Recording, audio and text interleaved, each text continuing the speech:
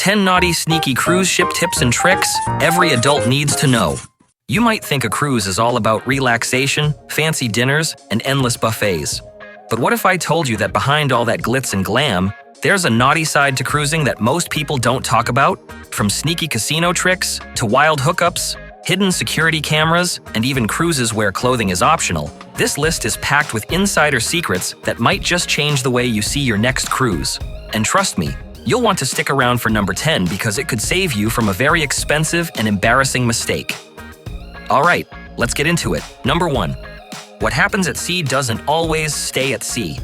Gone are the days when you could let loose on a cruise without anyone noticing. In today's world, where everyone has a smartphone and Wi-Fi, privacy is an illusion, even in the middle of the ocean. Every week, new viral videos expose passengers behaving badly. Drunken fights, risky stunts, and public displays of affection that really should have stayed behind closed doors. And if your behavior crosses the line, cruise lines have zero hesitation about kicking you off at the next port, banning you from future sailings, or even handing you over to authorities. Here's the real kicker. Cruise ships have security cameras everywhere. Even if you think you're alone on a quiet deck at night, odds are someone is watching. If security catches you breaking the rules, you could face fines, be confined to your cabin, or, in extreme cases, be left stranded in a foreign country with no way home, except on your own dime. So before you do something wild, ask yourself, would I want this moment recorded and shared with the world? If not, rethink it. 2. The cruise casino is not what you think. If you love gambling, the ship's casino might seem like the perfect place to test your luck. But before you dive in, there are a few things you really need to know. Sure, you'll find the usual slot machines, blackjack tables, and poker games, but cruise casinos also have some unique games designed to take your money. Ever seen those claw machines with stacks of cash inside? They look tempting, but here's the truth. These machines only allow a strong enough grip to grab cash at random intervals controlled by the system. In other words, they're not pure luck, and they're definitely not skill-based. Same goes for the key games, where you try to unlock a cash prize. The key only fits at predetermined times, so no matter how precise you are, you're not winning unless the machine lets you. Also, unlike land-based casinos, cruise slots don't print cash-out vouchers. Your winnings go straight to your cruise card, which means if you're not paying attention, you might leave money behind. Oh, and on some ships, if you forget to insert your cruise card while playing, you might have to wait for a staff member to hand pay you, delaying your cash out and making it easier to keep playing. Moral of the story? Set a budget and stick to it. The house always wins. Number 3. Hookups happen, but be smart about it. Cruises are basically floating resorts packed with people in a good mood, sipping cocktails, and looking to have a good time. So yes, vacation flings definitely happen. If you're single and interested in meeting someone, keep an eye on singles meetups in the ship's daily schedule. These informal gatherings are prime spots for finding a dance partner, a drinking buddy, or even something more. Bars, nightclubs, and even the pool deck are also great places to start a conversation. But here's where things can get tricky. Cruise ships are small. If you have a fling and later regret it, you're still stuck on the same ship.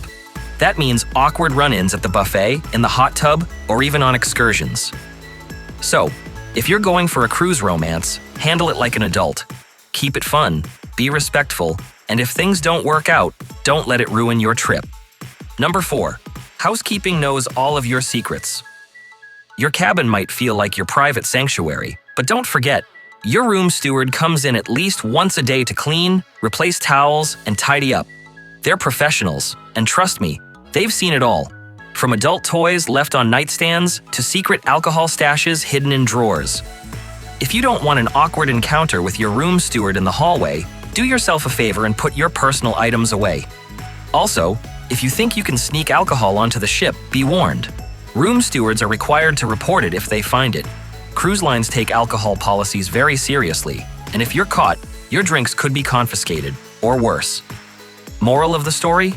Keep your cabin organized, put valuables in the safe, and maybe don't leave anything too personal lying around. Number 5. Balcony cabins aren't as private as you think. Your balcony might seem like your own little private oasis, but don't get too comfortable, because someone can probably see or hear you. Most balcony dividers have gaps, meaning sound travels very easily between cabins. And if your ship has tiered balconies, The people above you might have a clear view of what's happening below. Even at night, reflections from the glass railings can make you more visible than you think. If you're planning to sunbathe au naturel or have an intimate moment, just know there could be an audience. Best tip? Keep balcony lights off at night, keep voices low, and maybe save the really private moments for inside your cabin. Number 6. Yes, there are nude cruises. Believe it or not, nude cruises exist. And no, you won't accidentally end up on one. These are specifically chartered sailings, meaning everyone on board signed up for the experience. While some people assume these cruises are wild parties, they're actually more about body positivity, relaxation, and personal freedom. There are still rules, like wearing clothes in dining areas and during port visits, but otherwise, guests are free to roam as they please. If you're curious, but not quite ready for a fully nude cruise, some mainstream lines, like Virgin Voyages, have designated topless sunbathing areas. But don't try it on Carnival, Royal Caribbean, or Norwegian. Those lines have strict policies against it. So, is a nude cruise for you? That's your call. But hey, now you know they exist. 7. Short cruises equals wild crowds. Not all cruises have the same vibe. If you're looking for a wild party at sea, the length of your cruise plays a huge role in the crowd it attracts. Shorter cruises, especially 3 to 4 night sailings, tend to attract a younger, rowdier crowd. These quick getaways are popular for bachelor and bachelorette parties, birthdays, and weekend party trips.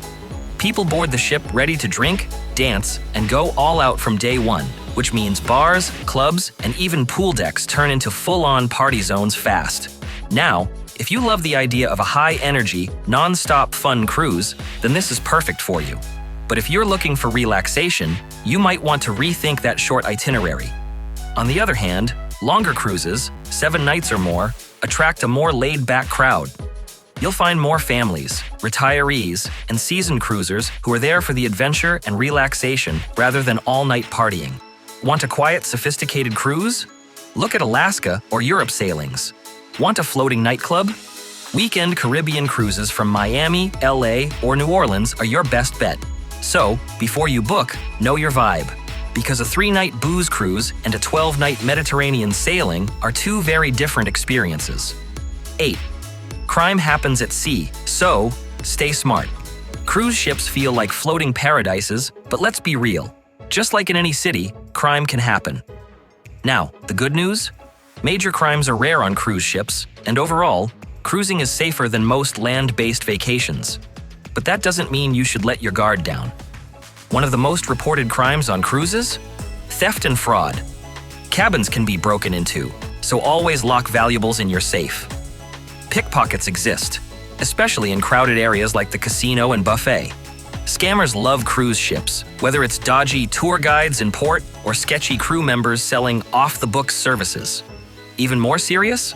Alcohol-fueled incidents. The FBI and U.S. Department of Transportation track crimes on cruise ships, and while the numbers are low, they do happen. So, the best way to stay safe? Be smart. Don't get blackout drunk. Don't leave drinks unattended.